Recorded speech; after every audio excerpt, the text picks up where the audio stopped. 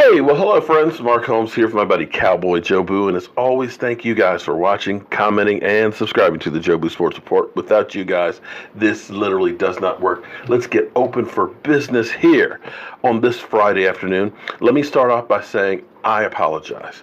You know, it was just a few days ago that we finally got our channel back up and running, and I still can't believe that it's back.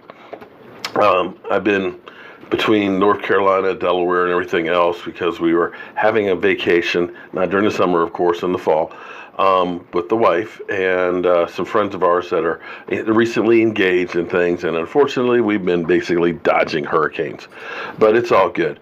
But, you know, as they always say, happy wife, happy life. And if mama ain't happy, ain't nobody happy in the house. So you got to take care of mama. Now, we'll be live streaming tonight back here on our regular channel. Thank God it's back. Joe Boo Sports Report, 9 o'clock Eastern, and we're talking about what else the Dallas Cowboys versus the New York stinking Giants.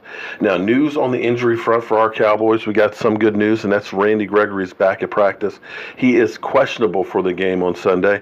There was worry, of course, with the hit he took to the head. If he end up having a concussion, we'll see how that goes, and it'll probably be a game time decision. But we've got Taco in the back. Also, too, Xavier Woods is still not practicing. We do not know when he's going to start working. When he originally pulled the hamstring, it was 2 to 4 weeks. Well, 4 weeks is right about now. And thus far, we don't know when he's going to get back on the field.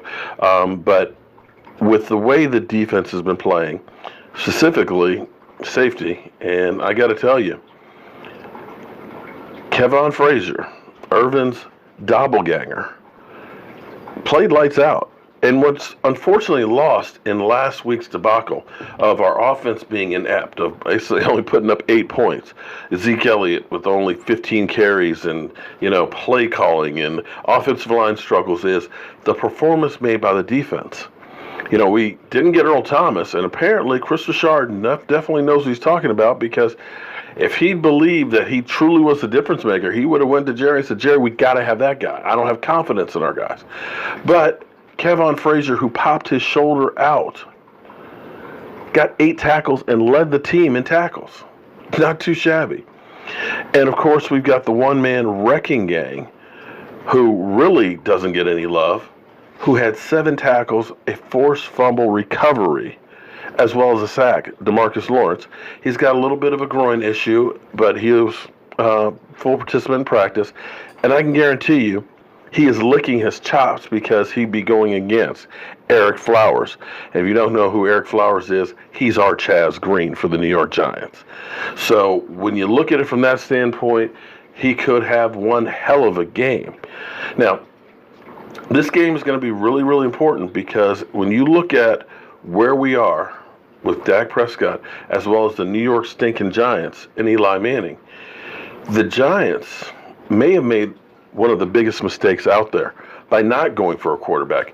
So I'm going to be doing a video coming up about Eli Manning and Dak Prescott, where these two guys are, because let's face it, whoever wins this week kind of gets a little bit of a pass.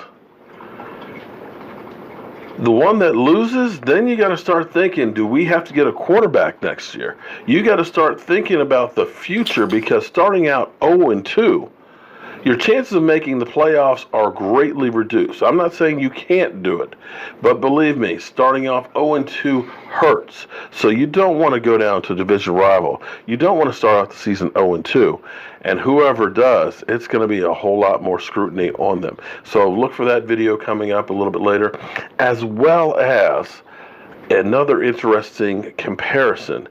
When we look at DeMarcus Lawrence, who at the moment last year does not look like a fluke, the one-man wrecking gang, the leader of the Hot Boys, with him being on a franchise tag and seeing what a Khalil Mack and an Aaron Donald got money-wise, how does DeMarcus Lawrence compare, and does he deserve Khalil Mack money?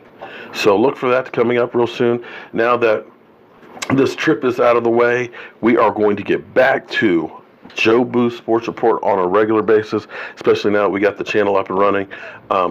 Be sure to subscribe to my other channel. We're actually going to redo the URL for that, and we're going to call it the Jobu Sports Report. So you'll have Cowboy Jobu and the Jobu Sports Report. And what we're going to be doing is we're going to be posting on both of those channels, so that way I don't do too many videos on one channel so they can't say I'm spamming or anything like that. So, or maybe we'll do live streaming on one channel and we'll end up doing updates and stuff on the other. But we'll figure that out. But we've definitely got a whole lot of work to do. And now that vacation is done and over with, I got to get back to work. But as always, friends, I want to thank you guys for watching, commenting, and subscribing to the Jobu Sports Report. I'll see you soon.